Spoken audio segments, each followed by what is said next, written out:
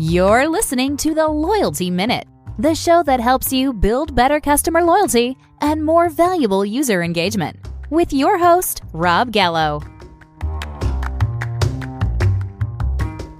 Welcome, loyal listeners, to another episode of the Loyalty Minute. I'm your host, Rob Gallo, and today I'm very eager and excited to chat with Ben Worthen. Ben is the CEO of the Message Lab, not the Message Lab, just Message Lab, an award-winning agency that combines journalism, data, and design to create content that resonates with any audience. Having studied how more than 1 million people engage with online content, Ben is the go-to expert when it comes to customer engagement and brand storytelling. Welcome to the show, Ben. Thanks for joining me. Thank you for having me. Great. So for those loyal listeners who might not know who you are, your background, a little bit about you and your business, how you got to where you are today would be helpful. Yeah. So, my formative professional experiences, I was a newspaper reporter. Ink-stained hands, pouring through the copy. I worked at the Wall Street Journal. And for me, it was formative because I got to learn what makes a great story. The experience I had all the time was I would find something that I thought was interesting. Like, people would pay me to be curious and go off and find cool things and write about them. But then I also had editors who would stand over my shoulder and just sort of ask me relentlessly, why does anybody care? Why does anybody care? Why does anybody care? And, the old saw about you do something 10,000 times and you can kind of do it instinctively. And that's what happened to me. I had this training about thinking about, well, how can I make this interesting to an audience? What do they need to know? But how can I tell it in a way that's going to engage them? And that became the launch pad for the second phase of my career. Now, I'll also confess that as a journalist, you sort of develop a healthy disdain for marketing. It feels, it just feels like the schlocky version of what you're trying to say, in terms of engaging people. And what's been so fun for me and exciting about this next phase is that I've had to learn, because we do marketing, Message Lab, we deliver journalism in the form of, or we deliver marketing in the form of journalism. And so I've had to bridge the two worlds, and I've had to learn the rigor that goes into the discipline of, marketing. Loyalty, which is obviously the topic of this podcast, is a concept that as a, reporter writing articles, I wasn't really thinking about, but it's much the same way. And so for me and for Message Lab, the journey has been, how do you take the storytelling techniques that matter in a newsroom, that you learn in a newsroom, about how do you take a story and use that to deliver a message and make it relevant to a person and anchor against, are you providing value for the person who's reading it? Because again, people buy a newspaper or see content online, they pay for it because it's valuable, and that's sort of it. But then how do you use that in service of a marketing message? How do you tap all of the things that are important about marketing? Meaning, can you measure its impact? Can you gauge whether it's increasing people's loyalty? Is it shaping behavior? And all of that, and pulling them together. So that's what Message Lab tries to do, between the storytelling, the data, and the experiences that we try to create. And, as I have gone off and segued into the rest of my career, it's been the galvanizing force about the things that I'm interested in exploring. Great. Well, as our listeners know, I'm a big advocate for storytelling because people do remember stories. When you mention stories and it has explicit details about the story, that's what you're going to remember. So for those younger listeners, a print newspaper, they used to take the internet on a daily basis. They don't do that anymore. Actually, that's probably not true. I think it's making a comeback. A buddy of mine is actually in the LP business. He's actually making a little side hustle from old style LPs, vinyl records. You know what I mean? But anyway, funny. I digress. So getting on the loyalty subject, I ask all of our guests the very first question: what does loyalty mean to you, Ben? And if you can answer in the form of a story, that would be super helpful. Sure. I was trying to think of a better example about this in terms of my own life, and it's hard to come up with one. So I'm just going to go with it. For me, loyalty comes from sort of having had a meaningful interaction, phase one. Do I take something away, something broader than just the transaction? And two, do I kind of believe in it? Is it value aligned? Does my worldview sort of, am I doing something that is sort of psychologically fulfilling to me, in addition to engaging in a transaction? So I have little kids, and we believe in having, healthy food in our family. And, the reality is that making a decision about, is this healthy, is that healthy, on an item by item basis in the supermarket, it's like impossible, right? Everything has these labels of like all natural, that sort of thing. So I take a shortcut. We shop at Whole Foods, and that's the thing. I'm going to say it. I'm going to own it. We do our grocery shopping at Whole Foods. And part of the reason is because, I believe in the mission of healthy food. And I understand that from that store, that's one of the missions that I'm going to have.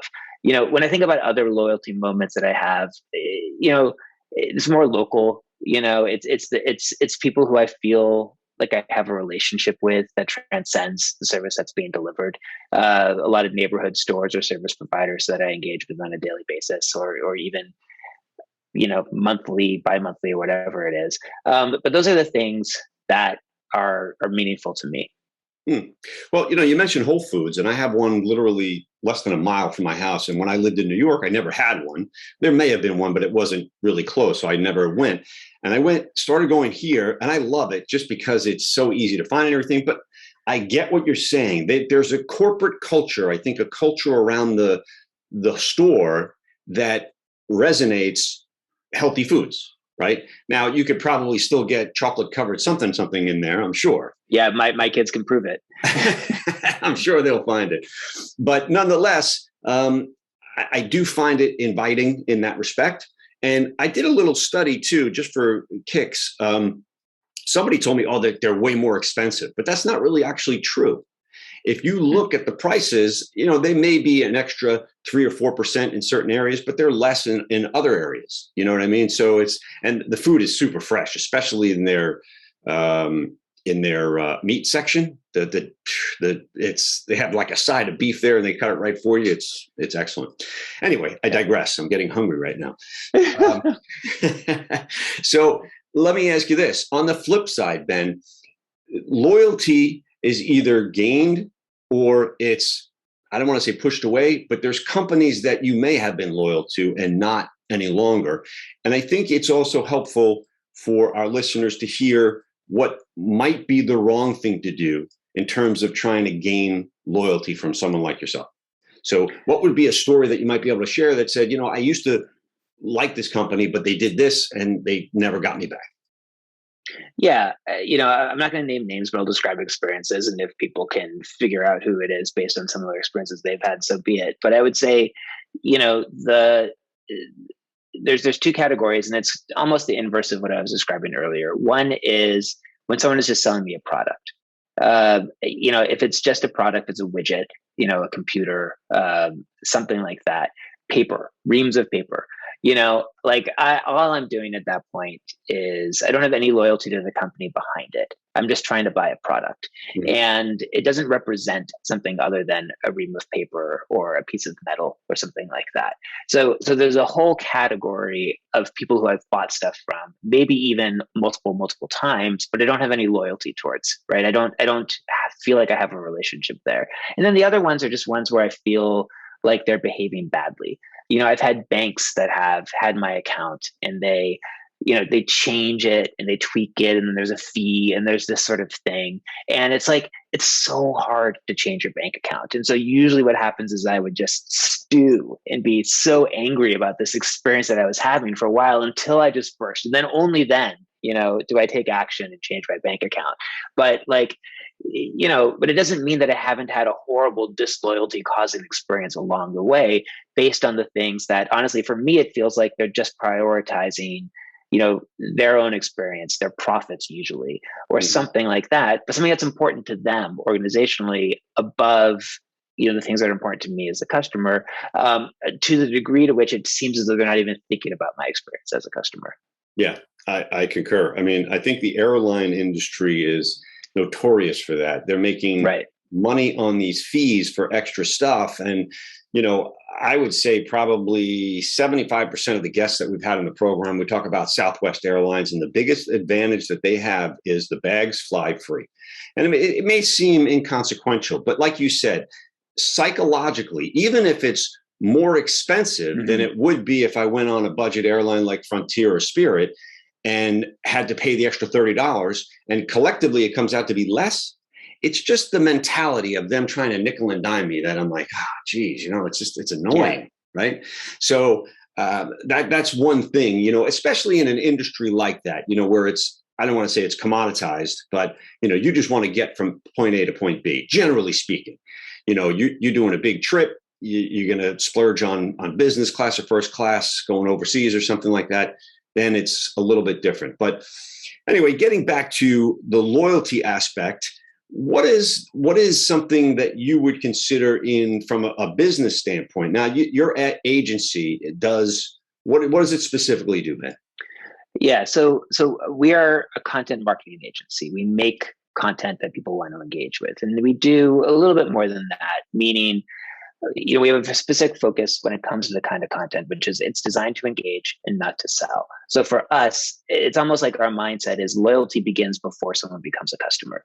We want to sell them on our ideas before we sell them on our product. And in fact, we use the metaphor of an idea store. We are trying to take your product. We're trying to take the world in which you're selling things, and we're trying to layer on top of that the classic funnel, if you will, a whole new layer that we call this idea store layer. And we're trying to build things that are assets, articles, videos, podcasts, whatever it is, that represent your ideas we can share to the world that people are going to get and they're going to appreciate it. And the reason they're going to appreciate it is because it's valuable for them. It was intended to engage them. It was intended to entertain them. It was intended to inform them. And it wasn't intended to get them to buy something. I mean, someone might, there's always a link that says buy now, but that's not the goal. That's not the purpose. The purpose is for you to have a really good experience. And then what we do is we try to go out and we try to make sure that the stuff that we're making gets in front of the people that you're trying to reach. Like we'll have B2B software companies as a client, for instance. And like my mom, who loves me dearly, she'll click on anything that Message Lab created. And like, she's not about to go off and buy a whole lot of business software, right? So it's really important that we make sure that the people that we're reaching the right people. But then that's what we try to do. We just try to get them to become loyal customers of our ideas. We try to get them to come back to the podcast. We try to get them to come back for another article. This cool data visualization, we try to update it with new data so they have it for them to come back there, with the idea being that if they understand what you're about, if you've done something valuable for them, it's that meaningful interaction. It's like when I went to our local vet and she was so helpful to me, as we were putting our dog down. I'm never going to another vet. You're not having that depth of experience with someone in an online world, but you can make them be someone who shares your worldview. You can create something that's valuable for them, and that's going to count for something. And then what we find is that those people are more likely to buy from you later on, and they're more likely to be better customers over the long term later on as well. Well, you got to remind me to make sure that you give your mom the link to the podcast so she can listen. She will, yes.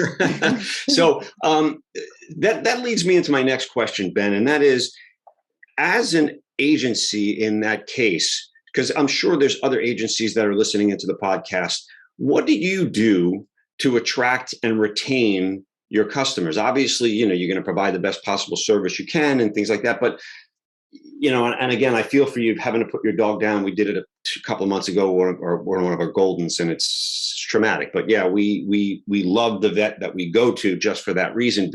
That's a different type of relationship. But when it comes back to business, there's agencies up the yin yang. Why would someone come back to you? How do you think about retaining that loyal customer, creating them coming back to you? Yeah, I think to be flip about it, we often say, come for the great storytelling and then stay for the data. What we believe is that if you try to engage with people the way that we're talking about, meaning make something that's valuable for them, do something, it's not salesy. There's all kinds of non-sales moments that we inhabit in the world. And, in a sales message isn't going to get through because I'm just not a customer right now, I'm a person.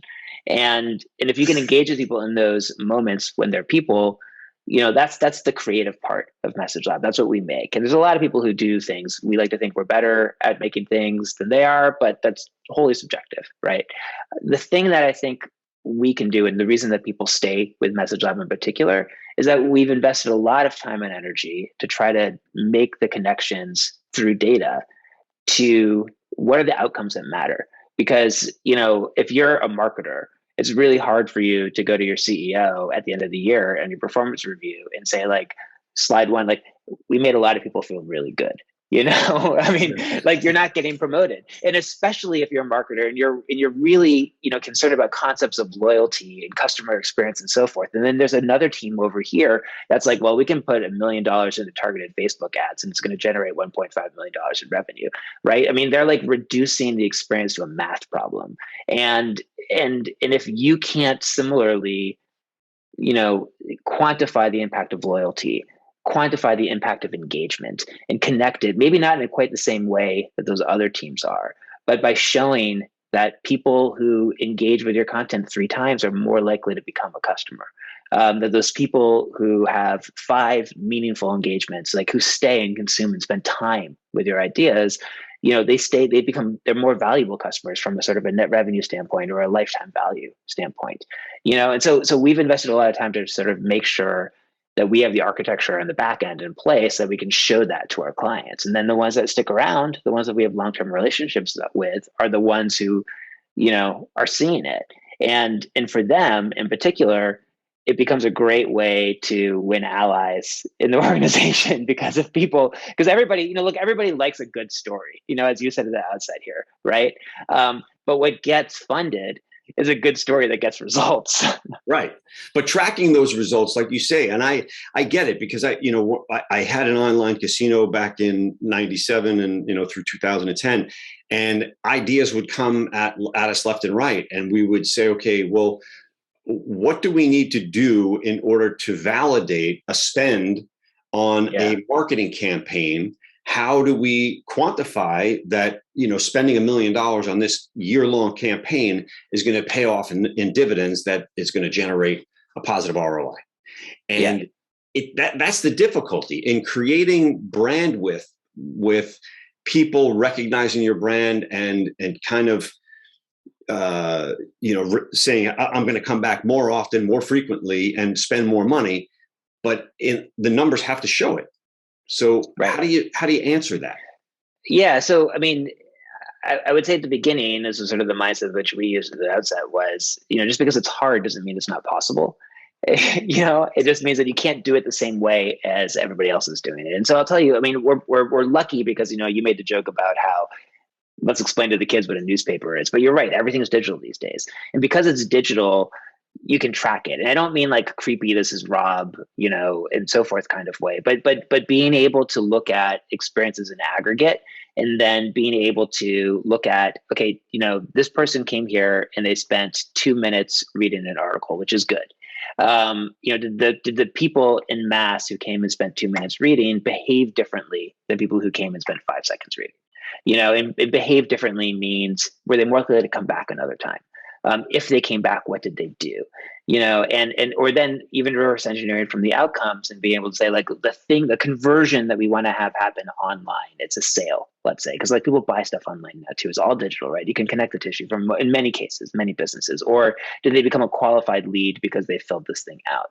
Can we figure out, sure, you're not going to, read the really cool article and then like immediately switch your mindset in many cases to be like, oh, I want to buy a swimming pool. Let's install that right now. Or like, Airbnb is another example where it's like you can read the cool, or any travel company, like, you read an amazing story or watch an amazing video about this inspirational trip. But like, if you're not going on vacation, you're not booking an Airbnb, it's like, and so, but can you figure out whether that behavior happens over time? You just have to break time and space a little bit. And luckily analytics, can be configured to do that. You just have to sort of break the pattern of, did somebody read this thing? And then when they got to the bottom, click the link to hit buy now, because people just don't work that way. It's a longitudinal relationship that breaks time and space, and people's mindset is different, and so forth and so on. So part of what we do on the back end is working with our clients to help them look at the right data points. And would you say the majority of your clients are land-based, moving into the digital space, or have been started at digital and always digital? Oh, that's a great question. A lot of the companies that we work with are digital. Now, I mean, they're real companies with real people and real products that you can go off and buy, but they have established digital presences where now that doesn't mean that they're mature when it comes to digital. And I think one of the things that we see all the time is that everything digital is still so new for everyone. It doesn't even matter if you're, Google or Facebook or some, company that was born digitally, or whether, you're selling brooms and only beginning to migrate onto the internet. And so I don't think we've ever seen an example where someone is, has the technical infrastructure in place to do good digital storytelling, to do good measurement, to do good distribution. And also people don't tend to have the processes in place to do it too, because it's hard organizationally to do things that are new. That's, I think, just like a truism, especially if it's a big organization. So, but the things that we do aren't technically complicated. And from a process standpoint, they're different and they're new, but they aren't necessarily hard either. And so everything is implementable and everything is learnable. And I think that's one of the nice things about, honestly, what we're really talking about is something that's really simple. You're making something that people are going to like, and then you're trying to watch and observe about whether they liked it. And then you're trying to watch and observe about, okay, what did they do next? And so it can be simple, but it requires some communication. It does require some work. So do you do the research prior to for and on behalf of your client to understand like what the story message should be? How do you lead a potential prospect down a path to make their own decision? Yeah, so that's where the journalism part comes in.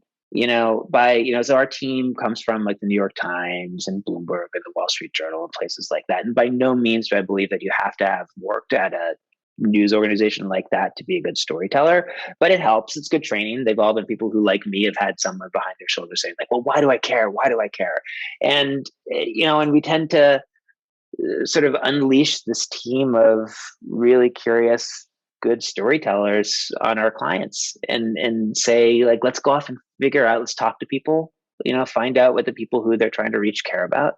And the topics that they're interested in, and let's just try to find cool angles and cool stories that we can tell that are anchored to. Then this is where that marketing rigor comes in. Like, our clients have goals, they have communications goals, they have business goals, and so forth. But like, let's just cut the tissue. Let's run what they're trying to say through the filter of some cool story that we find that we can make someone care about. Cool, gotcha. All right. So let me ask you this. What sort of actionable advice do you think you could give our listeners that they could implement in short order, with or without coming into an agency, but what they could do right now to create and attract and retain more customers? Yeah, I would say think outside the sale is the first thing. Your customers are people, and they're only this is a narrow reductive thinking, but they're only a customer when they're trying to buy something, and they're a person all of the time. And if you think about how do you have a relationship with them that allows you to have meaningful interactions with them, whether it's an email, whether it's a phone call because it's person to person, whether it's something else that's in a non-sales moment, if you can take advantage of those moments, you can have a much more loyalty inducing kind of relationship with someone, because it's just more expansive. There's more opportunities there's more moments for you to create something of value for them than just when you're trying to sell them.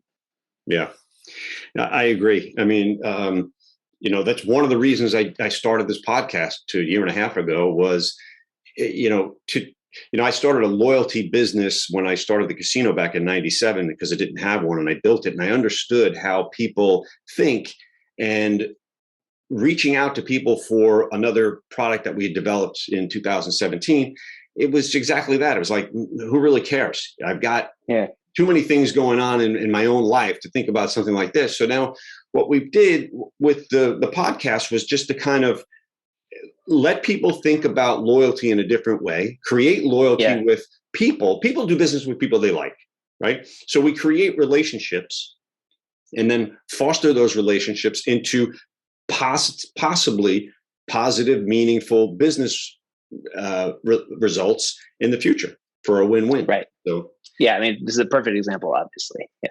Yeah. And I got the idea from listening to a podcast. It was called B2B. God, I can't believe I'm blowing the name now. It was a B2B sales thing or something like that. And he said, stop selling. That's the best way to sell, is to stop selling. I said, okay. So that's what we've done. So anyway, listen, we try to wrap these up in about 30 minutes because they're bite-sized pieces that people are listening to on their lunch break or, on their ride home. So I want to thank you for listening, for joining me. But I want to, if listeners want to get a hold of you, Ben, what's the best way they could do that? I am at messagelab.com is our website. I'm Ben at messagelab.com. Pretty easy. And you can just look me up at LinkedIn. Just type Ben Worthen into LinkedIn. Awesome. All right. Well, I want to thank our loyal listeners for spending some of their valuable time with us. If you feel you received some value from the show, we would appreciate a 5-star review on your favorite podcast streaming service. If you think you know someone else who might enjoy listening to the show, please do share. That's how we grow, including Ben's mom, who's going to be a listener. To reference this and other Loyalty Minute episodes, please visit theloyaltyminute.com. Enjoy.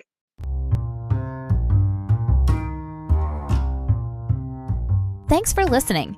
Be sure to tune in tomorrow for your next edition of the Loyalty Minute.